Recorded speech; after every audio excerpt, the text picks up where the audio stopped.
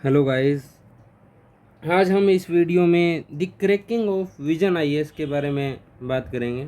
Actually आप सबको पता ही होगा कि ये एक यूपीएससी का कोचिंग सेंटर है और बहुत ही क्रेडिबल इंस्टीट्यूट है। ठीक है, इसकी जो पीटी 365 अभी के टाइम पे मेंस 365 और इनकी टेस्ट सीरीज़, ठीक है, और भी इनके जो प्रोग्राम थीम वाइज जीएस की मॉड्यूल आते हैं, ठीक है, तो वो इन सब की क्रेडिबिलिटी विजन आईएएस को जाती है।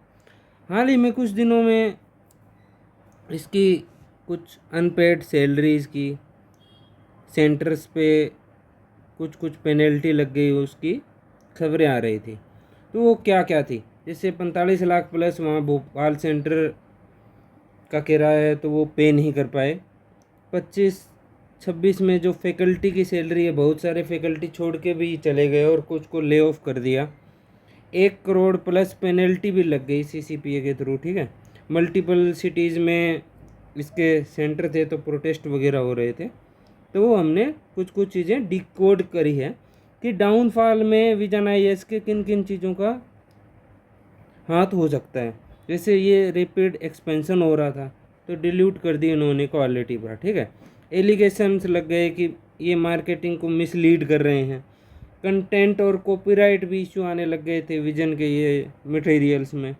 इंटरनल मैनेजमेंट और जो वो पॉलिटिक्स के की फैक्टर रहते हैं, हर एक इंस्टीट्यूट में रहते हैं, ऐसा नो डाउट इसमें था, लेकिन इनमें थोड़ा सा ज़्यादा ही पॉलिटिकल नेचर हो गया था।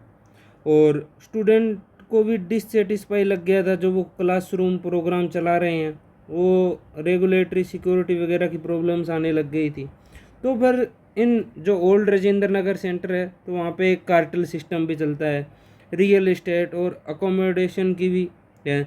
2 साल पहले राव आईएएस में भी एक इंसिडेंट हो गया था और ओल्ड राजेंद्र नगर में ऐसे इंसिडेंट होते रहते हैं। और एक्सप्लॉयटेड नेचर आता है, लेबर प्रैक्टिस करवाए जाते हैं, जैसे एवेलुएटर्स को बहुत काम दिया जाता है, कंटेंट राइटर्स को भी अनफेयर मनी दी जाती है। ठीक है, अभी स्टूडेंट्स का भी एक्सपीरियंस उनसे अच्छा नहीं रहा तो रिफ़ंड वगैरह मांगा तो उन्होंने दिया नहीं। ये चैट वगैरह भी इनकी वायरल हो रही थी और बेसिक राइट भी देने के लिए मना कर दिया था।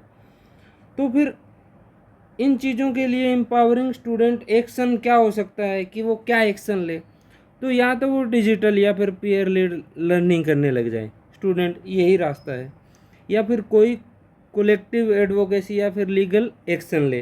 ठीक है, मेंटल हेल्थ और स्पोर्ट नेटवर्क भी रहे ओल्ड राजेंद्र नगर में, या फिर किसी एनजीओ से टाई अप करके, या फिर मेंटल फिटनेस पे अपनी ध्यान दे, और या फिर डाइवर्सिफाई करे अपने कैरियर प्रणाली को, जैसे प्लान बी बोलते हैं, तो वो प्लान बी को भी स्टार्ट कर सकते हैं।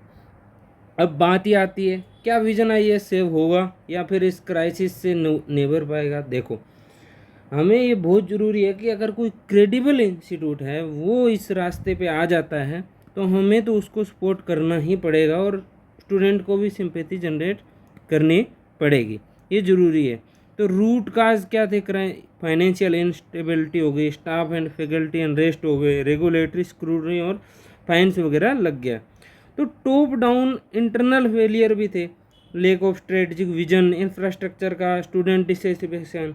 रिकवरी के पाथ क्या हैं, मूव बियॉन्ड कोचिंग हब्स। ठीक है, इनसे स्टूडेंट को भी समझना पड़ेगा, कोलेक्टिव अकाउंटेबिलिटी भी लेनी पड़ेगी कि हाँ भाई फेल हुए हैं, हमारे सिस्टम में गड़बड़ थी और हम ये वेज अपनाते हैं। और जैसे मान लें कोई स्टूडेंट ने 1.5 लाख प्लस पे किए हैं और उसने जीएस और ऑप्शनल का कोर्स लिए है, तो उसको तो कहीं ना कहीं अकाउंटेबिलिटी या तो दूसरे इंस्टीट्यूट में, क्रेडिबल इंस्टीट्यूट में उसको जगह दी जाए, या फिर दोबारा फैकल्टी को रिक्रूट करके उसकी